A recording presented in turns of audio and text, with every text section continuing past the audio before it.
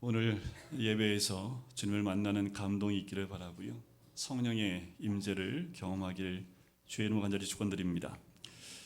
우리 뇌가 막 요동칠 때가 있답니다. 여러분들 언제 우리 뇌가 요동을 칠까요? 보통은 공부할 때 그래야 되는데, 그죠? 뭔가 배울 때 그래야 되는데 배울 때는 뇌가 잠자는 뇌로 가는 경우가 굉장히 많답니다. 자, 우리가 언제 뇌가 격동을 하냐면 질문을 받을 때, 질문 딱 받으면 질문을 받음과 동시에 머리에 격동함이 일어난대요. 굉장히 활발하게 움직인답니다. 때로는 질문을 듣는 것이 정답을 듣는 것보다 더 큰 감동을 얻을 때가 있습니다. 질문의 힘이라는 책을 쓴 저자 사이토 다카시라는 분이 이런 말을 해요. 믿기진 않겠지만 인간이 지닌 최고의 탁월함은 자기 자신과 타인에게 질문하는 능력이다. 능력을 발휘하려면 제일 먼저 질문 능력을 갖춰야 한다. 질문 능력이란 대답하는 사람이 이미 준비한 지식을 재생하는 것이 아니라 그 자리에서 새로이 태어나는, 즉 영감을 주는 질문을 하는 능력을 가리킨다. 상대방에게 영감을 불어넣을 수 있는 질문이 가장 창조적인 질문이고 질문의 최종 목표다. 볼테르는 이런 말을 했다. 사람을 판단하려면 그의 대답이 아니라 질문을 보라. 여러분들 이해는 가십니까? 그만큼 우리가 어떤 질문을 하다 보면 그 질문에 답을 못할지 모르겠지만 그 질문에 의해서 우리가 많은 생각들을 하게 하는 그런 질문들이 있지요. 질문이 강력한 메시지로 다가오는 순간이 있습니다. 바로 성경에서 주님이 하는 질문이에요. 제가 성경에서 몇 가지 주님의 질문을 가지고 왔습니다. 우리 아담에게 하나님이 하셨던 질문이 있지요. 뭐라고 질문합니까? 아담아, 내가 어디 있느냐? 아담이 대답을 했던가요? 아마 이런 의미이지 않겠습니까? 나는 하나님과 멀어지고 싶지 않은가? 라는 질문이지 않을까요? 기드온에게는 이런 질문을 합니다. 내가 너를 보낸 것이 아니냐? 여러분들 어떤 질문이었을까요? 이게 사람마다 여러 가지 해석할 수 있지만 주님이 도와주실 것을 네가 믿느냐? 라는 질문이겠죠. 제자들에게는 이런 질문을 합니다. 너희는 나를 누구라 하느냐? 참 유명한 질문이지요. 이 질문은 아마 이런 질문일 거예요. 주님을 그리스도로 인정하고 있는가? 베드로에게 마지막 질문이 있지요. 네가 나를 사랑하느냐? 네, 주님, 제가 사랑합니다. 라는 답을 요구하는 거겠지만 이런 질문의 의미일 겁니다. 주님이 내게 원하시는 한 가지는 무엇일까? 라는 그 질문이겠지요. 오늘 이 시간에 우리 하나님이 에스겔을 통해서 주신 그 질문을 함께 나누길 소원합니다. 에스겔 37장에 보면 골짜기에 그 마른 뼈가 있는 환상을 에스겔이 보게 되지요. 그때 이런 질문을 하십니다. 이 뼈들이 능히 살 수 있겠느냐? 어떠세요? 이 메마른 뼈들이 능히 살 수 있겠느냐? 우리는 어떻게 의미를 해석할 수 있을까요? 한번 생각해 보시겠어요? 주님이 지금 내가 에스겔이라고 생각했을 때 이 마른 뼈가 살아날 수 있겠느냐라고 질문한다면 여러분들 어떻게 대답할 수 있겠습니까? 그때 주님이 바로 답을 해주세요. 내가 생기를 너희에게 들어가게 하리니 너희가 살아나리라. 이것이 주님이 우리에게 주신 답입니다. 우리 모두가 생기가 들어간 생명이 된 사람들인 줄 믿습니다. 우리 모두는 너희가 살아나리라는 이것을 믿는다면 아마도 우리는 사도 바울의 고백이 우리 가운데 있지 않을까요? 사도 바울은 이런 고백을 합니다. 예수 그리스도의 종입니다 라는 고백을 해요. 그래서 서신서를 쓸 때마다 사도 바울은 빠짐없이 쓰는 말이 예수 그리스도의 종 바울은, 그리스도 예수의 종 바울은 이라는 그 말입니다. 이 말은 사도 바울은 자기 정체성이 무엇인지를 정확히 알고 있는 대답이지요. 가슴속에 다메섹에서 만난 다음부터 아마 새겨진 자기의 정체성일 겁니다. 또 다른 하나가 자주 쓰는 말이 있는데 그것은 예수 그리스도 안이라는 표현입니다. 예수 그리스도 안에 있는 성도들에게 또는 예수 그리스도 안에 있는 이라는 말이 자주 언급되는데 과연 예수 그리스도 안이라는 말은 무슨 의미를 할까요? 그것은 그리스도와 연합하였다라는 그 의미입니다. 바울은 마음속에 늘 예수님과 자신이 하나라는 영적 체험을 깊이 경험했던 거지요. 바울의 영적 체험은 언제나 살든지 죽든지였습니다. 살든지 죽든지 내 안에 그리스도가 존귀케 되기를 원한다 라는 거지요. 내게 사는 것이 그리스도니 죽는 것도 유익하다고 외치지요. 그는 온전히 예수께만 빠진 사람이었습니다. 이것이 거듭난 자의 고백이지요. 사도 바울의 이런 신앙적 고백은 어디서부터 온 것일까요? 그것은 오늘 본문 말씀에 나오는 이사야서에 나오는 여호와의 종이라는 생각과 바로 연결이 됩니다.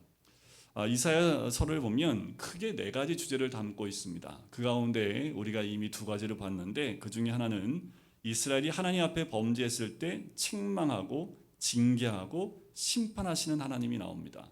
하나님이 어떻게 이스라엘을 징계했습니까? 이방인을 들어서 그들을 징계하지요. 하지만 그 징계는 심판으로 머물러 있지 않고 항상 회복과 연결이 됩니다.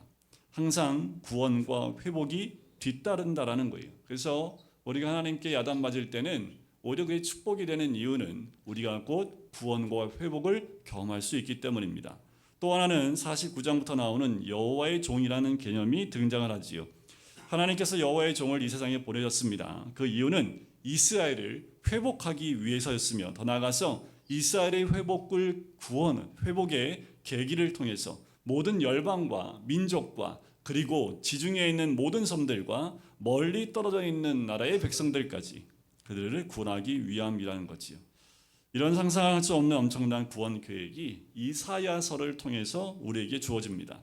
그런 의미에서 이사야서는 이스라엘의 민족적 책이 아니라 열방과 모든 사람들을 다 구원하기 위한 우주를 담고 있는 책이다라고 말할 수 있어요.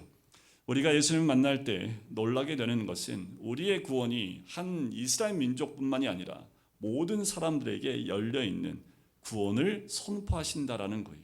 그것이 결국 우리에게까지 전달되어지고 그 말씀은 우리에게 비전과 사명이 되는 거지요. 자, 그러면 이사야가 말하는 여호와의 종은 어떤 존재일까라는 거지요. 이사야서에 보면 한 커플씩 메시아에 대해서 벗겨나가고 있습니다. 결국 마지막에 가면 예수의 종의 개념은, 여호와의 종의 개념은 카메라가 한 초점을 정확하게 맞추고 있습니다. 그것은 바로 예수 그리스도에게서 완성이 된다라는 거예요. 하나님의 종, 여호와의 종의 클라이맥스는 바로 메시아이신 그리스도입니다. 이를 통해서 하나님을 믿는 자, 하나님을 따르는 자, 그리고 하나님을 섬기는 자들에게 여호와의 종이라는 생각이 스며들게 된 거예요. 바울에게도 마찬가지입니다. 성령 받은 사람들은 모두 이런 고백을 하고 생각을 하지요. 나는 하나님의 종이다. 여호와의 종이다. 나는 하나님 위에 존재하고 살든지 죽든지 나는 그리스도만을 존귀하게 하는 삶을 산다라는 거예요. 오늘을 사는 우리에게도 여호와의 종의 개념이 우리 깊숙이, 영혼 깊숙이 파고드는 역사가 일어나길 바랍니다. 예수를 믿는 거듭난 모든 백성들에게 가져야 될 가장 중심되는 믿음의 고백입니다. 우리는 예수 그리스도의 종이다. 우리는 그리스도 안에 있는 사람들이다. 우리는 살든지 죽든지 온전히 예수 그리스도만을 존귀하게 하기 위해 존재하는 사람들이라는 이 이사야의 예언이 우리 모두에게 동일하게 임하기를 간절히 소원합니다. 그럼 이 메시아는 어떤 존재일까요? 이 여호와의 종은 어떤 존재일까요? 우리가 저번 주에 나눴습니다. 첫 번째는 하나님으로부터 부름받은 존재라는 거지요. 모태에서부터 이미 선택되어졌고 부르심을 받은 존재라는 거지요. 두 번째는 하나님으로부터 말씀의 권능과 초자연적인 능력을 부여받았습니다. 세 번째, 메시아는 하나님 이스라엘의 하나님께 영광을 돌리는 존재입니다. 네 번째, 메시아는 수고하고 고생해요. 사람들한테 손가락질을 받아요. 하지만 그분이야말로 가장 존귀하고 영광스러운 분임지요. 다섯 번째는 메시아는 가는 곳마다 죽는 이가 살아나요. 흩어진 이스라엘이 모이기 시작하는 역사가 일어납니다. 마귀의 역사는 분열입니다. 다툼이고 그리고 패싸움이 일어나고 마음이 상하는 일이 일어나요. 하지만 메시아는 흩어진 것을 모읍니다. 그리고 싸우는 것을 화해시키는 거지요. 이런 의미에서 우리가 있는 모든 곳에, 회사든지 가정에서든지 어디에 있든지 모으는 사람, 싸매주는 사람, 회복시키는 화해자의 역할을 해야 되는 것이 바로 우리의 모습이기도 합니다. 여섯 번째, 메시아는 이스라엘뿐만 아니라 모든 열방의 빛이 되시는 분이라는 거예요. 바로 이것이 이사야서의 핵심적인 특징입니다. 이사야를 보면 이스라엘 민족 안에 갇혀 있는 듯 보이지만 하지만 거기에 국한되어서 말을 전하고 있지 않습니다. 이방인들까지 복음이 선포되기를 바라는 세계관이 이사야서에 담겨져 있어요. 이사야서를 받은 이스라엘 백성은 자기 민족을 위한 하나님의 음성처럼 들었을지 모르지만 이사야서를 보면 곳곳에 이 이스라엘 민족뿐만이 아니라 그것을 넘어서서 모든 백성을 향한 하나님의 음성으로 들려진다라는 거지요. 진정한 그리스도인은요, 나만이 아닙니다. 내 가족만이 아닙니다. 이 민족이 아닙니다. 그것을 뛰어넘지요. 민족을 품고 또 민족이란 틀 안에 갇혀 있는 것이 아니라 세계를 품는 세계관, 그리고 우주를 품는 나와 다른 사람들, 나와 다른 민족, 나와 다른 생각까지도 품는 자들이 바로 하나님의 사람들입니다. 성경의 세계는 결코 이스라엘에 국한되어 있지 않다라는 거예요. 그리고 일곱 번째, 메시아는 모든 열방으로부터 경배와 찬양을 받는 존재입니다. 자, 그러면 여호와의 종은 어떤 일을 할까라는 거지요. 여호와의 종은 백성의 언약을 성취하는 분입니다. 하나님은 이스라엘 백성과 언약을 맺으셨습니다. 그 약속의 하나님, 언약의 하나님이라고 하시지요. 그래서 성경도 구약과 신약이 있어요.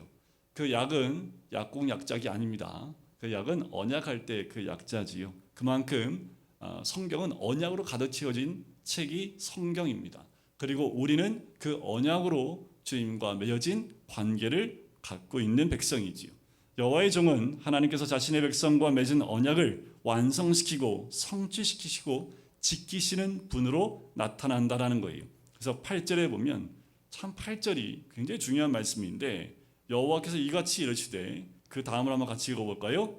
은혜의 때에 내가 내게 응답하였고 구원의 날에 내가 너를 도왔도다. 내가 장차 너를 보호하여 너를 백성의 언약으로 삼으며 나라를 일으켜 그들에게 그 황무하였던 땅을 기업으로 상속하게 하리라. 아멘. 이 말씀이 우리에게 이루어지는 말씀인 줄 믿습니다. 이스라엘 백성은 언약 백성이었지요. 그래서 이 백성에게 한없는 한 언약을 완성시키는 역할을 여호와의 종이 하시는 거예요.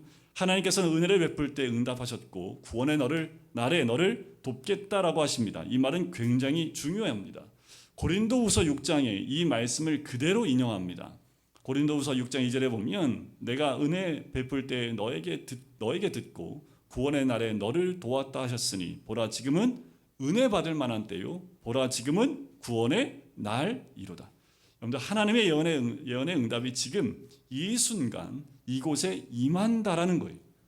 바울은 이 이사야의 말씀을 가지고 와서 그것이 이사야 때에 이스라엘 민족에게만 국한되어 있는 말씀이 아니라 바울이 살고 있는 그때에 응답되어진 하나님의 언약의 말씀으로 선포하는 거지요. 그것은 곧 무엇을 의미합니까? 지금 이 시간 우리에게도 동일하게 성취되는 말씀이라는 거예요. 말씀을 보면 그 언약의 말씀들이 참 많이 나옵니다. 그 말씀을 나에게 주신 언약의 말씀으로 붙들기 시작하면 그것은 나에게 이루어지는 하나님의 말씀이라는 거예요. 병고침은 은사가 있다면 그것이 나에게 병고침의 역사로 일어날 것이고, 기업이 회복되어지면 나의 기업이 회복되는 역사로 나아가게 된다라는 거지. 이 성경 말씀을 남의 이야기로 생각하지 마세요. 이 성경 말씀은 남을 위해 주어진 말씀이 아니라 곧 나와 우리 가정과 공동체와 우리 교회와 이 민족과 전 세계에 선포하신 하나님의 언약의 말씀입니다. 그것을 나의 언약으로 받을 때에 그 말씀은 나에게 온전히 이루어지게 된다라는 거지요.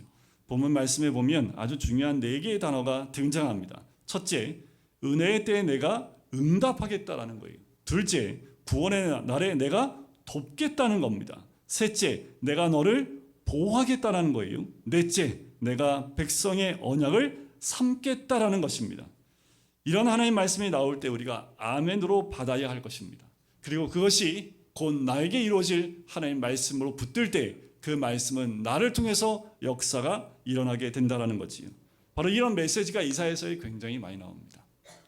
이사야서의 약속의 메시지 때문에 우리가 때로는 지치고 부정적이고 또 믿음이 없던 그 마음들 가운데 긍정적이고 다시 한번 그 말씀의 언약을 붙들고 믿음이 생기고 비전이 없던 사람에게 비전이 생기는 거지요.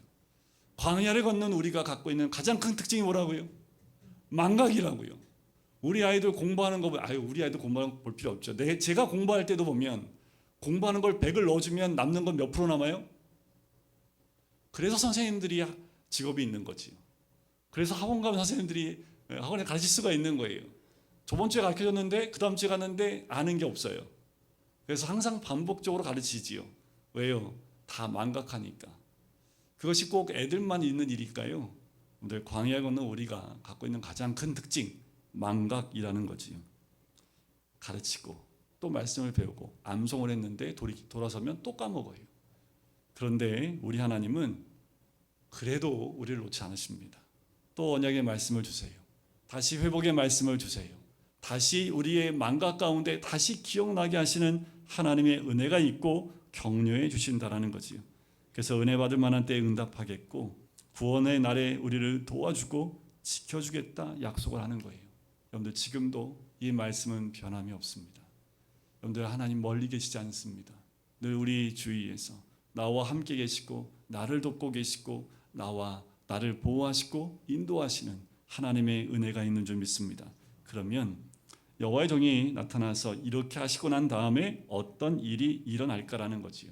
자, 이렇게 8절 말씀에 이렇게 말씀하시고 난 다음에 어떤 일이 일어날까? 첫 번째가 8절 마지막 부분에 나옵니다. 나라를 일으켜 그들에게 그 황무하였던 땅을 기업으로 상속하게 하리라. 여러분들 이걸 받으셔야 합니다. 말씀일 때 이게 내 말씀이야 라고 붙잡으면 그것은 나에게 주신 언약의 말씀이 돼요. 이것은 하나님이 나에게 주신 하나님의 음성으로 들을 때 나의 삶 가운데 온전히 회복되고 이루어지게 될 줄 믿습니다. 첫 번째가 뭐예요? 황무하였던 땅을 기업으로 상속하게 된다라는 거지요. 망한 기업이 다시 일어나고 빼앗긴 기업이 다시 돌아온다는 것입니다. 이스라엘 백성이 하나님께 징계를 받아서 땅을 다 빼앗겼지요. 포로의 신분으로 전락하고 절망적인 삶을 살아요. 그런데 하나님은 이런 이스라엘을 포기하지 않으셨습니다. 하나님은 그 나라를 일으켜서 황무지 같은 그 황무한 땅 다시 회복시키고 세워주시고 나눠주시겠다 말씀하시는 거지요. 두 번째는 잡혀있는 자들이 나오고 길에서도 먹게 된다라는 말씀입니다. 9절에 보면 내가 잡혀있는 자에게 이르기를 나오라 하며 흑암에 있는 자에게 나타나라 하리라. 그들이 길에서 먹겠고 모든 헐벗은 산에도 그들의 풀밭이 있을 것인즉이라는 거예요. 감옥에 갇힌 자들에게 자유함을 준다라는 겁니다. 포로로 붙잡혀 있는 그들에게 자유인으로 나오게 하겠다라는 거예요. 죄의 그 억압 가운데 어둠 속에 갇혀있던 영혼들에게 빛으로 나올 수 있게 해주겠다라는 거예요. 그것에서 끝나는 것이 아니라 또한 하나님은 그들이 길에서 먹겠고라고 얘기해요. 더 이상 굶주림과 배고픔으로 허덕이지 않는다라는 거지요. 집에서뿐만 아니라 길거리에서도 먹을 것이 끊이지 않는다라는 거예요. 모든 산과 들이 먹을거리로 가득 차는 들풀밭이 된다라는 거지요. 모든 헐벗은 산에도 그들의 풀밭이 있을 것인즉. 여러분들 우리가 6.25 전쟁 이후에 그리고 10년, 20년 그 사이에 이 땅 가운데 풀밭이 하나도 없고 모든 산은 민둥산이었고 먹을 것이 없었고 집에 들어가나 길거리에 나오나 먹을 것이 하나도 없어서 그 우리 어르신들 젊으셨을 때에는 그때 소원은 하루에 한 끼가 아니라 세 끼만 먹어도 소원이 없겠다라는 그런 고백이 있었던 때입니다. 그런데 이 땅이 어떻게 변했어요? 이 땅에 수많은 교회들이 생겨나면서 하나님이 이사의 이 구절의 말씀을 이 땅 가운데 그대로 허락해 주신 줄 믿습니다. 아멘이 안 나오셔요. 우리 어르신들은 다 경험해봤기 때문에 그것이 어떤 건지 알지만 얘네들이 뭘 알아요? 얘네들은 지들이 먹고 싶은 마라탕 안 먹으면 마라탕 먹고 싶은 게 소원이니까. 얘들은 근데 그때 옛날 60년대는 먹고 싶은 게 아니라 먹는 것 자체가 없었기 때문에 이런 환상이 또 이런 축복이 저 북한 땅에도 이루어지길 간절히 소원합니다. 저 북한 땅에는 정말 먹을 것이 없어요. 여러분들 나무가 왜 없어지는 줄 아세요? 나무 껍데기를 다 벗겨서 먹어서 나무가 존재하지 않습니다. 풀은 풀인 모든 걸 다 뜯어서 그것을 죽으로 만들어 먹기 때문에 저 북한 땅에는 정말 푸르름이 하나도 남아있지 않는 땅입니다. 그 땅에 이 구절 말씀이 이루어지기를 간절히 소원합니다. 이 환상은 또 아프가니스탄, 이라크, 또 수많은 아이들이 굶주리고 있는 아프리카에도 일어나야 될 줄 믿습니다. 길거리에 먹을 것이 가득 차요. 산과 들의 푸른 풀밭이 가득한 회복된 나라, 회복된 민족, 회복된 세계를 꿈꾸는 거지요. 이사야가 꿈꾸는 환상입니다. 여러분들 믿음은 뭘까요? 하나님의 구원에 대한 믿음이요, 회복에 대한 믿음입니다. 다시 살아나는 믿음, 부활하는 믿음, 치유하는 믿음, 회복되는 믿음, 기적을 일으키는 믿음입니다. 이러한 믿음을 가진 사람은 힘들고 괴로워도 지치고 쓰러지지 않습니다. 하나님 주신 환상을 붙들고 살아나갈 힘을 다시 얻게 되는 거지요. 길거리마다, 산마다 모든 하나님이 예비하신 축복된 삶을 사는 환상과 믿음이 있기에 지금의 어려움을 이겨낼 수 있는 거지요. 그래서 우리 어르신들이 교회에서 기도하고 말씀을 붙들고 힘을 얻었었던 이유가 바로 여기에 있는 거예요. 이 말씀을 붙들고 그 어려운 시련들을 이겨냈던 거지요. 기도로 이겨냈지요. 배가 고파도 하나님이 함께 하실 기적을 주실 것을 믿고 이겨냈던 거예요. 그래서 우리 어르신들의 신앙은요, 바닥에 아무것도 없어도 다시 세울 수 있는 믿음이 있는 믿음이지요. 여러분, 하나님이 약속하신 이 믿음을 붙잡으시길 주의 이름으로 간절히 축원드립니다. 이제 절망의 구렁텅이에서 벗어나 하나님의 희망의 약속이 성취됨을 우리는 믿어야 합니다. 여러분들 젊을 때는 꿈과 희망으로 살아갑니다. 그러다가 좀 나이 들게 되면 과거에 집착을 해요. 먹고 살기에 급급하여 꿈도 미래도 잊고 삽니다. 하지만 예수 믿는 사람에게는 꿈이 있습니다. 미래가 있습니다. 하나님 주신 약속이 있고 환상이 있습니다. 이것이 거듭난 자의 삶이지요. 세 번째는 10절에 나오지요. 샘이 흐르는 물가로 인도하여 쉬게 해 주신다라는 거예요. 이것이 여호와의 종이 이 땅 가운데서 행하실 일입니다. 이스라엘 백성은 줄이거나 목마르지 않을 것이고 더위와 볕에 상하지 않을 것이며 긍휼히 여기는 이를 통해 잔잔한 샘물가로 인도되어 쉬게 될 것이라는 말씀이에요. 이것은 분명히 예수 그리스도를 믿는 모든 자에게 이루어질 하나님의 은혜인 줄 믿습니다. 쉴만한 물가로 우리를 인도하실 뿐만 아니라 우리를 목마르지도 않고 배고프지도 않게 하시는 귀한 은혜가 있게 될 줄 믿습니다. 네 번째는 모든 산에 길을 만들어 주십니다. 11절을 보세요. 내가 나의 모든 산을 길로 삼고 나의 대로를 돋우리니 라는 거예요. 길을 만드신다면 산과 산 사이에 모든 곳에 길을 만들어요. 길을 돋우는 이유가 뭐예요? 그곳으로 사람이 다니하기 위해서입니다. 내가 곧 길이요라고 말씀하셨던 것처럼 예수님은 전 세계의 길을 놓으셨습니다. 이스라엘 민족만 걸을 수 있는 길이 아니라 우리도 걸을 수 있는 그 길, 그리고 모든 민족이 그 길을 따라 걸어갈 수 있도록 그 길을 만천하에 다 드러내오신 길이라는 거지요. 험악한 산이 길을 생기고 산과 산 사이에 길이 생기고 그 모든 길이 우리로 하여금 12절에 보세요. 어떤 사람은 먼 곳에서, 어떤 사람은 북쪽과 서쪽에서, 어떤 사람은 시님 땅에서 오리라. 그 말은 뭐예요? 모든 땅에서 모여든다라는 거예요. 모든 민족이 모여든다라는 겁니다. 그 길이 이미 열려져 있다라는 거지요. 그 길은 바로 나에게도 열려져 있고 우리 가정에도 열려져 있고 우리가 일하는 그 일터에도 열려져 있고요. 내가 있는 공동체에도 교회에도 이 민족에도 다 있는 거예요. 이 길을 보시길 주의 이름으로 간절히 축원드립니다. 여러분들 길을 놓치지 마세요. 아무것도 안 보여요? 아니요. 이 길만은 선명하게 보이도록 하나님이 길을 도우신다라고 말씀하고 있습니다. 그들이 건너오는 길은 하나님의 약속의 땅입니다. 다시 회복된 성전입니다. 하나님의 용서와 구원과 회복의 자리이지요. 우리나라도 하나님 주신 환상대로 변화될 수 있습니다. 이미 변화되어졌고 이제 더 변화될 줄 믿습니다. 모든 길거리에 모든 땅에 풍성함이 있지요. 모든 국민들이 그 풍성함 가운데 마음이 메말라 있지 않은 이 마음이 풍성해서 더 이상 비판한 일이 없게 되는 겁니다. 여유 있고 예의 바르고 남은 대접하고 베푸는 아름다운 민족으로 거듭나는 환상이에요. 우리 아이들이 마약과 도박과 성범죄에 빠지지 않는 깨끗한 사회가 되는 환상이 생기는 거지요. 경제에 대한 환상, 언론에 대한 환상, 통일에 대한 환상, 그리고 정치와 모든 분야에서 주시는 그 모든 환상들 모두 하나님 주시는 약속 가운데 있는 줄 믿습니다. 안 된다 말하지 마세요. 안 되지 않습니다. 그런데 이 땅에 수없이 많은 그리스도인이 존재하는 한 그리고 이 말씀을 붙들고 있는 한 이 땅은 안 되는 땅이 아니라 되는 땅입니다. 우리가 해야 될 것은 이 언약을 붙들고 믿음으로 기도하며 무릎 꿇는 그 자리가 있어야 된다는 거지요.